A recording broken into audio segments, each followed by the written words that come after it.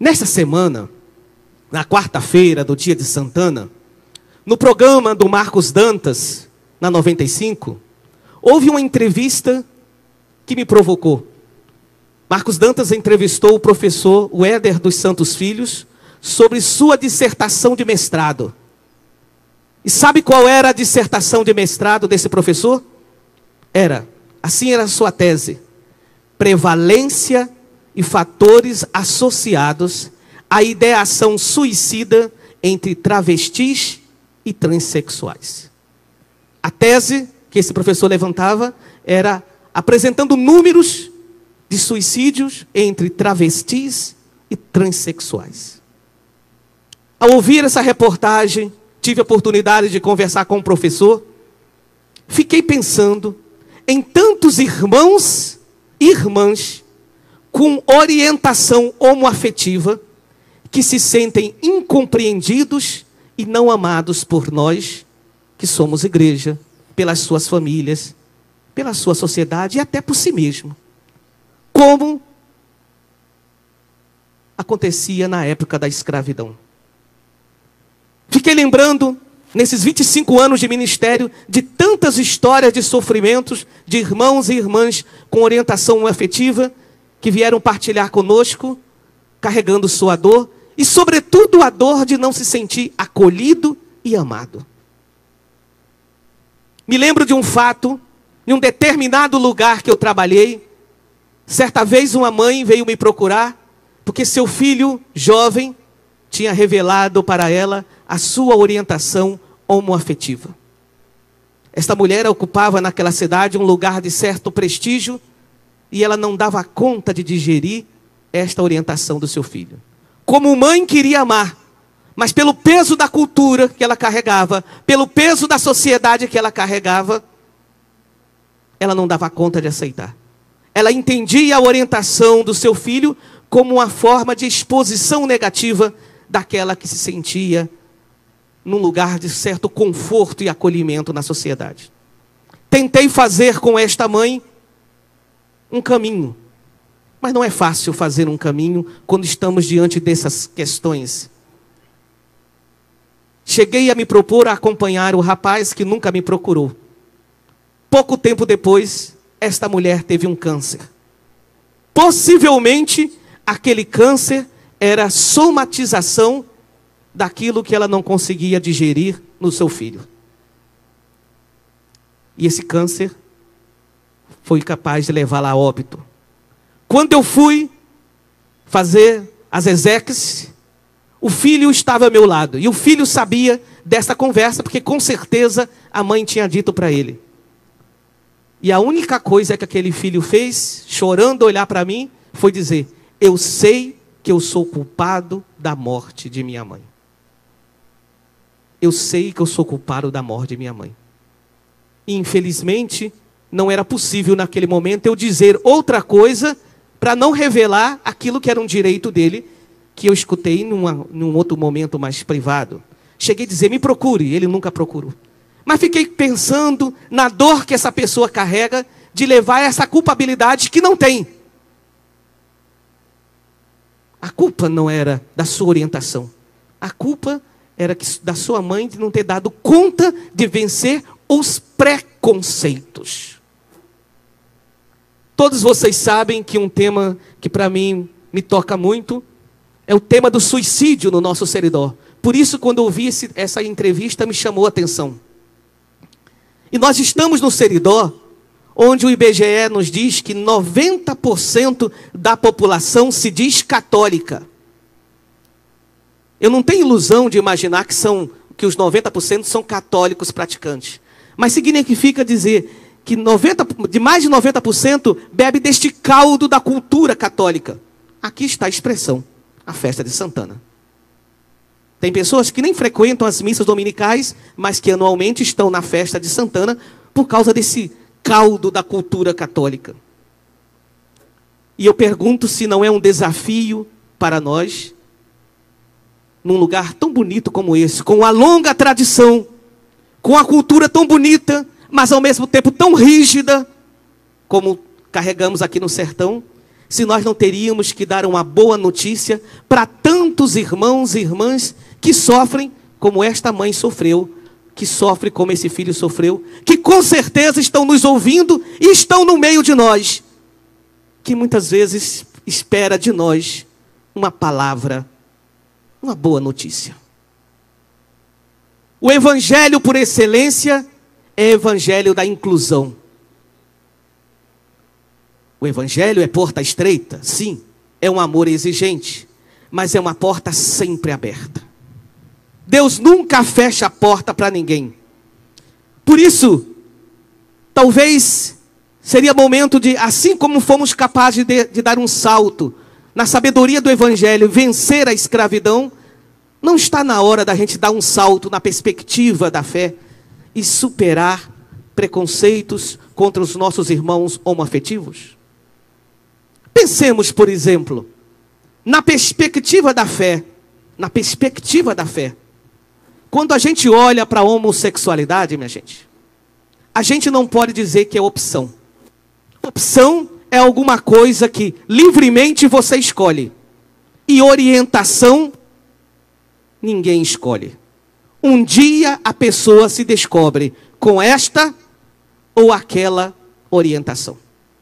Escolha será a maneira como você vai viver a sua orientação.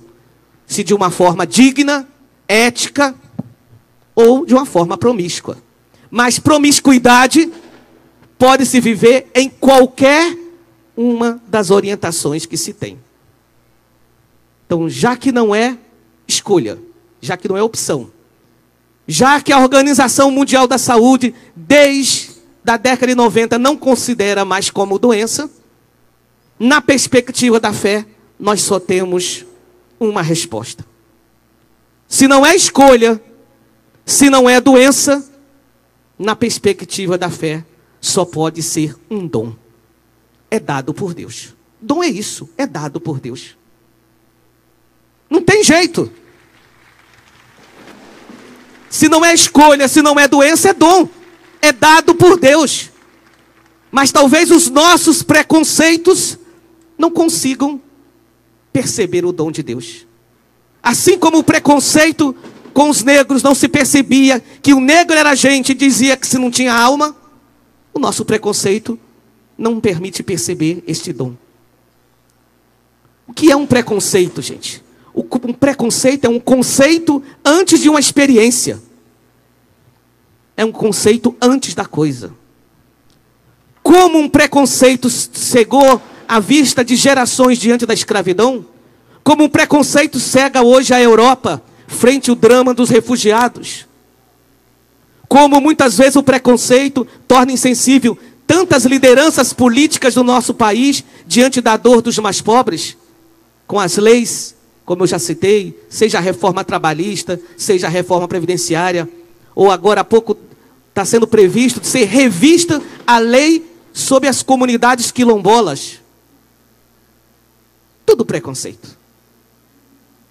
Papa Francisco, ele é acusado por alguns na igreja, que querem ser mais romano do que o Papa, de baratear a doutrina católica. Baratear a doutrina católica. De dizer que que ele está vendendo a doutrina católica por coisa barata. Na verdade, o que o Papa Francisco está querendo é que o ponto de partida da doutrina católica seja a misericórdia. E a misericórdia, minha gente, não é baratear. A misericórdia é muito cara. Cristo pagou um preço caro pela misericórdia. A misericórdia é um preço caro que a gente paga por ser fiel ao Mestre Jesus.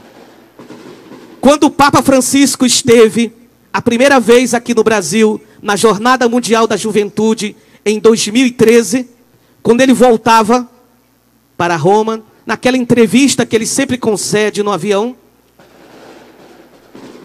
a repórter brasileira Ilse Scamparini fez uma pergunta ao Papa a respeito de um escândalo homossexual que tinha acontecido no Vaticano naqueles dias. E dentro da resposta, ele nos dá esta pérola falando dos nossos irmãos homoafetivos. que ele usa a expressão gay. Porque gay na Europa não tem o mesmo sentido para nós. Nós, quando falamos gay, tem uma palavra carregada de preconceito. Na Europa, não. Por isso que aqui no Brasil é melhor chamar homoafetivo. Então, quando ele se refere, está se referindo como se fala na Europa. Ele diz: se uma pessoa é gay e procura o Senhor e tem boa vontade, quem sou eu para julgar? O catecismo da Igreja Católica, diz o Papa, diz: não se deve marginalizar estas pessoas por isso. Devem ser integradas na sociedade. É bom que os ortodoxos também leiam o catecismo da Igreja Católica. No último sábado de 2015, numa audiência privada, que não foi revelada por Francisco, mas foi revelada pela pessoa que foi em audiência privada, o Papa recebeu em sua casa o transexual Diego Neria Lerrahaga e sua namorada. Como se deu esse encontro? O Papa recebeu uma carta desse transexual espanhol, falando da dor que ele tinha, do preconceito que ele sofria na sua comunidade católica da Europa. E fruto disso, o Papa telefonou para ele e marcou essa audiência. E depois da audiência, esse rapaz deu uma entrevista no jornal espanhol. E ele dizia que na sua comunidade, esse transexual tinha sido chamado pelo padre e pelo povo como filha do diabo. Sensibilizado, Francisco tentou acolher aquele que não foi acolhido pelo irmão na igreja. Papa Francisco, no documento Amoris Laetitia, falando sobre o amor na família, ele dedica o capítulo 8º para aquelas situações que ele chama de situações irregulares, falando sobretudo de segunda união. E ele propõe 3 passos. Eu me pergunto se aqueles 3 passos que o Papa Francisco propõe para acompanhar os irmãos em situações irregulares na vida 2, também nós não teríamos que dar em relação aos nossos irmãos homoafetivos. Acompanhar, discernir e integrar. Acompanhar, discernir e integrar. Não seria esta a sabedoria salomônica que deveríamos aprender de Jesus? Não é essa a misericórdia que é parte da nossa herança com Deus, como nos fala o Salmo? Não somos todos, independente da nossa orientação, imagem de Cristo? Cristo, quando olha para a gente, Ele não olha para os nossos órgãos genitais, olha para o nosso coração. E quando Ele nos chama pelo coração e nós vamos com tudo, inclusive com as nossas orientações. E somos todos imagem do Senhor. Não é esta a pérola que Santana está nos dando hoje, como nos lembra o Evangelho? A pérola da misericórdia de seu neto, de seu Deus e nosso Deus, do Filho de Maria, do Filho de Deus, nosso irmão. Que Santana nos ensine, como ensinou a Maria, a ter os olhos fixos no transpassado Jesus, e um olhar misericordioso para os transpassados na história. E hoje quero contemplar como um dos transpassados da história os nossos irmãos e irmãs homoafetivos que não são acolhidos nem amados por nós. Que Santana nos mostre o caminho para Jesus.